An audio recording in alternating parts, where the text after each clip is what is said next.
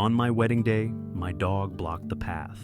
Then I discovered the heartbreaking reason. The morning sun filtered through my bedroom window as I adjusted my tie for what felt like the 100th time. Today was supposed to be the happiest day of my life. My wedding day to Emily, the woman who had stolen my heart 3 years ago at a coffee shop downtown. Everything was meticulously planned, from the flower arrangements to the seating chart, but something felt off. Buddy, my golden retriever and faithful companion of 12 years, was curled up in the corner of my room. Usually he'd be bouncing around, his tail wagging like a furry metronome, spreading his infectious joy throughout the house. But today, he lay there quietly, his brown eyes following my every move with an unusual intensity. "What's wrong, boy?" I knelt beside him, running my fingers through his soft fur. He lifted his head slightly, but his tail remained tucked close to his body. This wasn't like him at all. Buddy had been there through everything. My high school graduation, college years, my first heartbreak, and now, my wedding day. He was more than just a pet. He was family. Mom poked her head into the room, her face glowing with excitement. "Honey, the photographer will be here in 20 minutes. Are you ready?" Her smile faltered when she saw me crouched next to Buddy. "Is everything okay?" "I'm not sure," I admitted, watching as Buddy let out a soft whimper. "He's been acting strange all morning. Maybe he's just picking up on all the excitement?"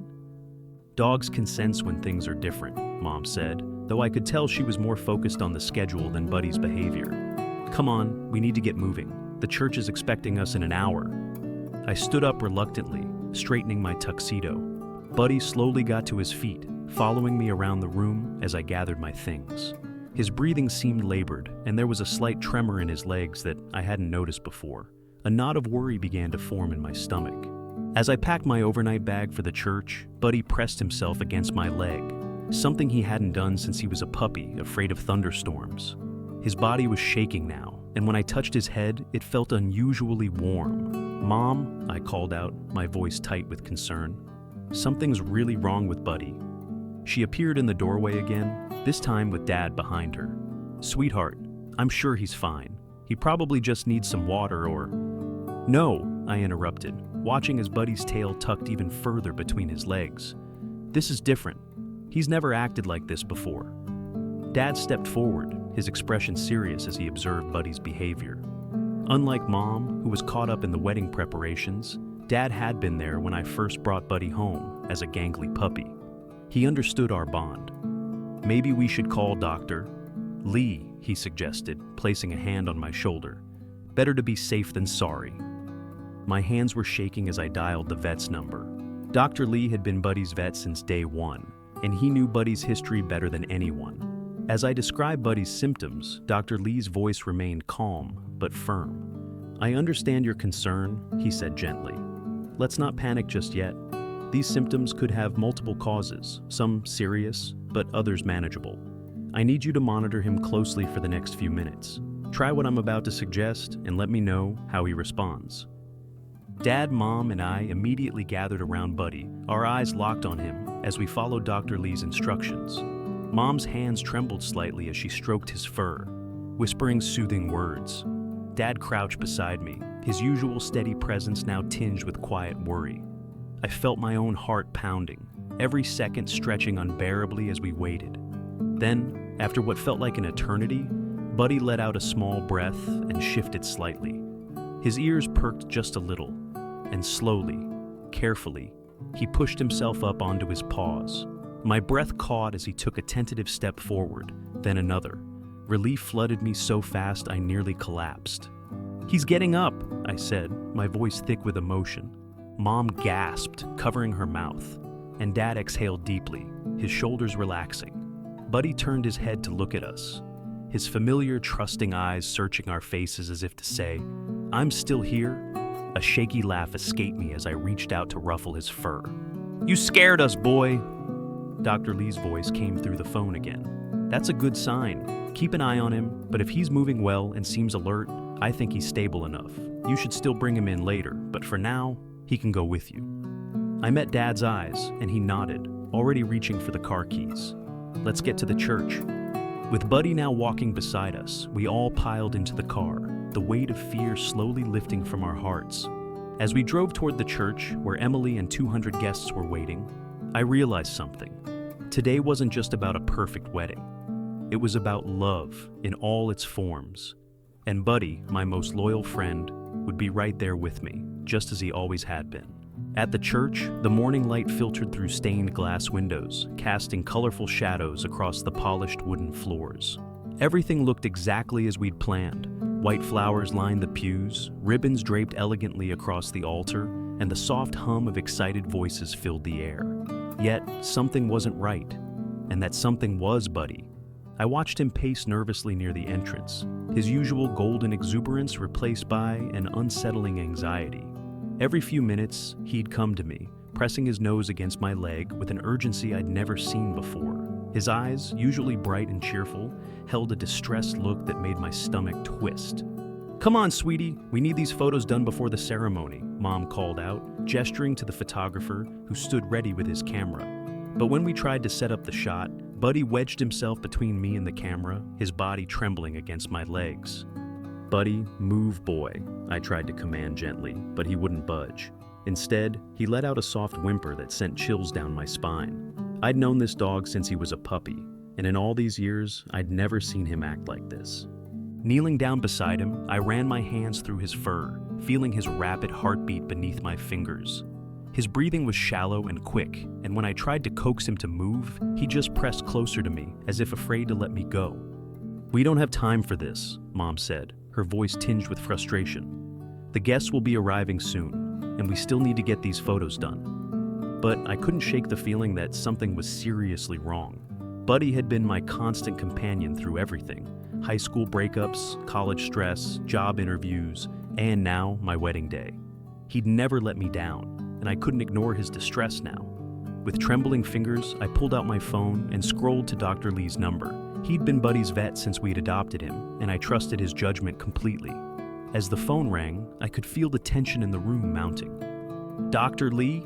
It's about Buddy," I said when he answered, explaining the situation as clearly as I could while trying to keep my voice steady. "He's never acted like this before. Something's wrong, I can feel it." Dr. Lee's response was immediate and serious. "Bring him in right away. These sudden behavioral changes, especially in older dogs, can be significant." I looked at my watch, then at Mom's increasingly worried face, then down at Buddy, who hadn't stopped trembling.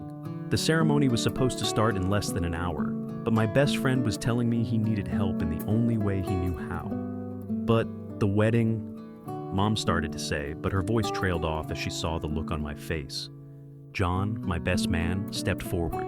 "I'll drive you," he offered, already pulling out his car keys. "We can explain to the guests when they arrive." As I stood there in my tux, torn between duty and love, I realized that sometimes life doesn't give us easy choices. But looking down at Buddy, who had given me nothing but unconditional love for all these years, I knew what I had to do. "Mom, I need to take him to Dr. Lee," I said firmly, even as my heart raced with the implications of this decision. "Something's wrong, and I can't ignore it, not even today." She opened her mouth to protest, but then looked at Buddy, who had pressed himself against my legs again, his golden fur standing out against my black pants. Her expression softened, and she nodded slowly.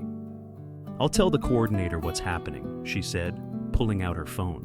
"Just keep us updated, okay?" With John's help, I carefully lifted Buddy into the back seat of his car, my heart breaking as he whimpered softly. As we pulled away from the church, I looked back at the building, where I was supposed to be getting married in less than an hour, then down at my loyal friend's head resting on my lap.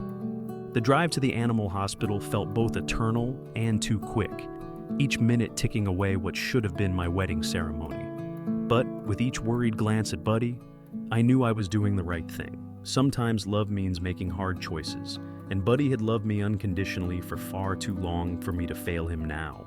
The drive to the animal hospital felt like the longest journey of my life. Despite wearing my perfectly pressed tuxedo, I couldn't focus on anything except Buddy's labored breathing as his head rested heavily on my lap. John, my best man, navigated through traffic while occasionally glancing at us through the rearview mirror with concern etched on his face. "He's going to be okay," John kept saying, but his voice carried an uncertainty that did nothing to calm my racing heart. I stroked Buddy's golden fur, remembering all the moments we'd shared. He'd been there when I graduated high school, when I got my first job, when I met Emily. Through every up and down, every celebration and heartbreak, those warm brown eyes had watched over me with unwavering loyalty. Dr. Lee was waiting for us at the entrance when we arrived. His face was professionally composed, but I could see the worry in his eyes as he helped me get Buddy inside. The familiar antiseptic smell of the clinic hit me, a stark contrast to the scent of flowers that had filled the church just an hour ago.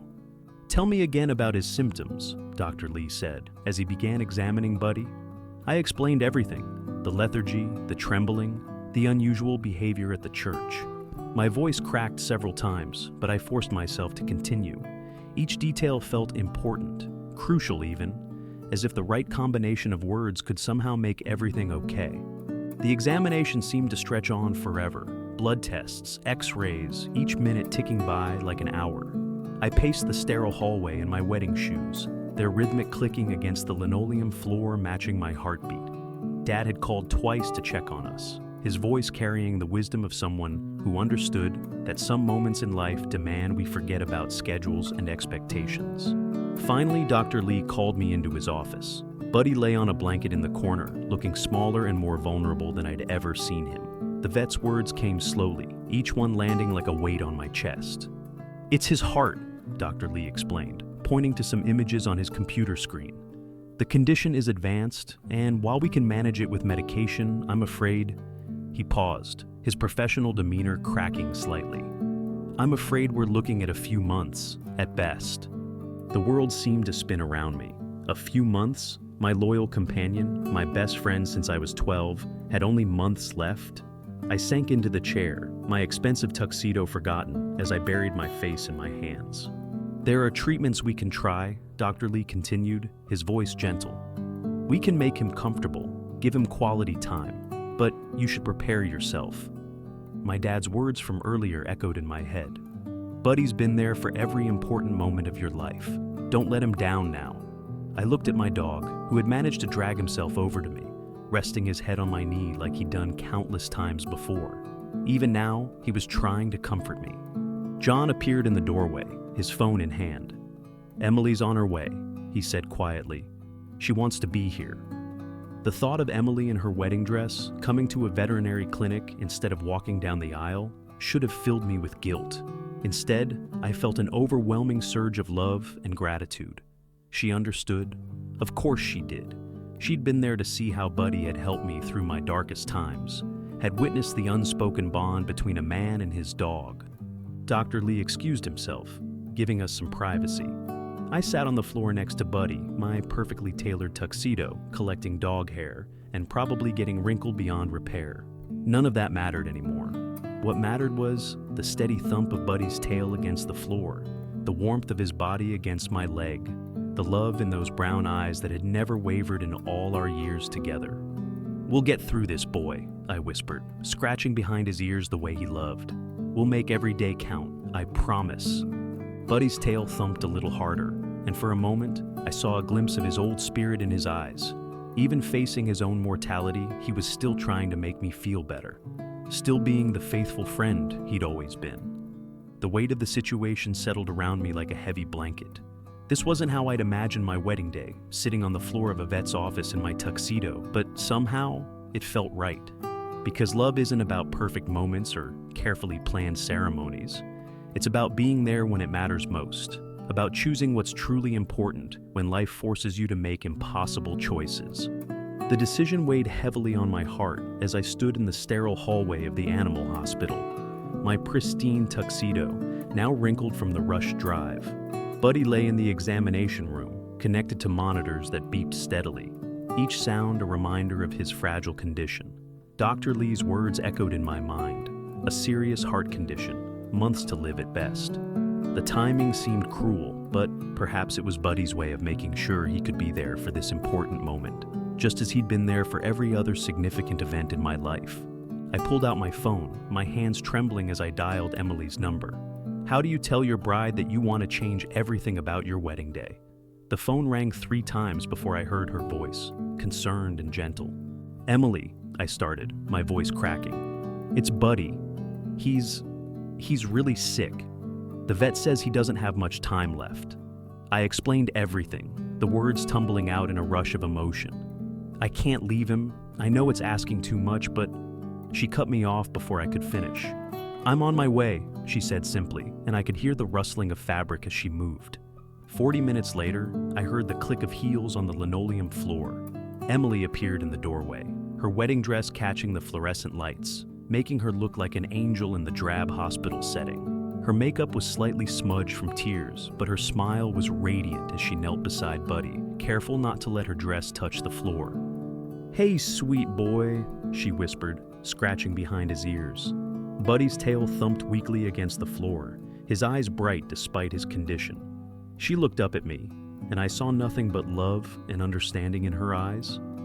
"John and Kevin are already making calls," she said, referring to our best men. "We can do this right here, right now. All that matters is that we're together, all of us." Within an hour, our closest family members and friends began arriving at the clinic. Dr. Lee, touched by our situation, helped arrange chairs in the largest examination room. Someone brought flowers from the church, arranging them around the medical equipment. Mom appeared with a small bow tie for Buddy, which we carefully attached to his collar. The minister arrived, looking slightly bemused but moved by the circumstances. Our parents sat in the front row, dabbing at their eyes. Dr. Lee and his staff stood respectfully in the background, monitoring Buddy's condition while trying to remain unobtrusive. Emily's father walked her down the makeshift aisle, really just a space between the chairs, while I stood at the front, Buddy lying faithfully at my feet. The fluorescent lights weren't the soft church lighting we'd planned, and the antiseptic smell wasn't quite the same as flowers and incense, but somehow it felt more right than anything we'd originally planned. As we exchanged our vows, Buddy's presence added a depth of meaning to every word. In sickness and in health, took on new significance as we promised our lives to each other in a place dedicated to healing. When I slipped the ring onto Emily's finger, Buddy lifted his head and gave a soft woof, as if adding his own blessing to the moment. "I now pronounce you husband and wife," the minister said, his voice echoing slightly in the clinical space. As I kissed Emily, our friends and family applauded, and Buddy's tail thumped against the floor in a steady rhythm. Afterward, we had a small celebration right there in the clinic's break room, with coffee and hastily purchased pastries instead of the elaborate reception we'd planned. But no one seemed to mind. Our guests shared stories about Buddy, about how he'd been there for so many moments in our lives, and how fitting it was that he was here for this one too. As the impromptu reception wound down, Emily and I sat on the floor beside Buddy's bed, still in our wedding clothes. She reached over and took my hand, her new ring catching the light. "Thank you," I whispered, overcome with emotion. "For what?" she asked, leaning her head on my shoulder. "For understanding, for being willing to change everything at the last minute, for loving Buddy almost as much as I do." She squeezed my hand. "Love isn't about perfect plans or picture-perfect moments," she said softly. "It's about being there for each other, no matter what. Buddy taught us that." As if in response, Buddy lifted his head and gave Emily's hand a gentle lick. In that moment, I knew with absolute certainty that I had married the right person. Our wedding day might not have been what we planned, but it was exactly what it needed to be. A celebration of love in all its forms, from the romantic love between Emily and me to the unconditional love of a dog who had been my faithful companion for so many years. The days after our unconventional wedding at the vet clinic were filled with a bittersweet mix of joy and sadness. Emily and I decided to postpone our honeymoon, choosing instead to spend every precious moment we could with Buddy. We transformed our living room into a cozy haven for him, with plush blankets and cushions scattered everywhere. His favorite spot became the bay window, where he could bask in the warm sunlight and watch the world go by. Every morning, I'd wake up early to prepare Buddy's special breakfast, chicken and rice, sometimes with a dollop of peanut butter, his absolute favorite. Emily would join us, and we'd sit on the floor beside him, talking softly and stroking his golden fur. His appetite wasn't what it used to be, but his eyes still lit up at the sight of treats, and his tail would give a gentle wag that meant everything to us. The months that followed were filled with small, meaningful moments. We took short, leisurely walks in the park, stopping whenever Buddy needed rest. Sometimes we'd just sit on a bench, watching other dogs play, while Buddy leaned against my leg, content to simply be with us. Emily would read books aloud during these times, her voice carrying on the breeze, while Buddy dozed peacefully beside us. As summer turned to fall, we noticed Buddy slowing down more and more. His walks became shorter, his rest periods longer, but his love remained unchanged. Even on his weakest days, he'd still greet us with that special look in his eyes, the one that had always made me feel like the most important person in his world. The day Buddy left us was quiet and peaceful. It was a crisp autumn morning, and sunlight was streaming through our bedroom window. He was lying between Emily and me, his breathing shallow but steady. I held his paw while Emily gently stroked his head, telling him what a good boy he'd always been. His last moments were filled with the love he'd given us so freely throughout his life. The house felt emptier after Buddy's passing. His absence was everywhere, in the silent mornings without his gentle nudging for breakfast, in the untouched leash by the door, in the hollow space beside our bed where he used to sleep. Emily and I grieved together, sharing memories and finding comfort in each other's arms. A year later, on a rainy Sunday afternoon, we found ourselves at the local animal shelter. We weren't planning to adopt, we just wanted to volunteer, to honor Buddy's memory by helping other dogs in need. That's when we met Rocky, an elderly beagle with graying muzzle and soulful eyes. He had been surrendered by his previous family when they moved, and he'd been at the shelter for months, overlooked because of his age. Something about Rocky's quiet dignity reminded me of Buddy in his final months. When he placed his head in my lap, looking up at me with those wise, gentle eyes, I felt a familiar tug at my heart. Emily saw it too, and without needing to say a word, we knew Rocky would be coming home with us. Rocky brought a different kind of joy into our lives. He was calm and patient, with a subtle sense of humor that showed itself in unexpected moments. He had his own quirks, like how he'd howl along with sirens or how he'd arrange his toys in neat rows before bedtime. He wasn't Buddy, and we never expected him to be. Instead, he taught us that love doesn't have to be a replacement to be real. We hung Buddy's collar on our living room wall, alongside a beautiful photo of him from our wedding day. Rocky would sometimes sit beneath it, as if paying his respects to the dog who had made his new home possible. Every year on our anniversary, Emily and I spend the day at the shelter, walking the older dogs, giving them attention and love. We've seen firsthand how many senior dogs are overlooked, and we've made it our mission to show others what we learned from both Buddy and Rocky. That age doesn't diminish the capacity for love. Looking back at our wedding day now, I realize that what seemed like an imperfect situation actually gave us the perfect start to our marriage. It taught us that love isn't about following a script or meeting expectations. It's about being there for each other, making hard choices together, and understanding that family comes in all forms. Buddy's legacy lives on, not just in our memories, but in every senior dog we help, every life we touch, and in the way Emily and I face life's challenges together, with open hearts and unwavering loyalty. Thank you for watching. If you liked the story, feel free to comment, like, and subscribe. I'll see you in the next video.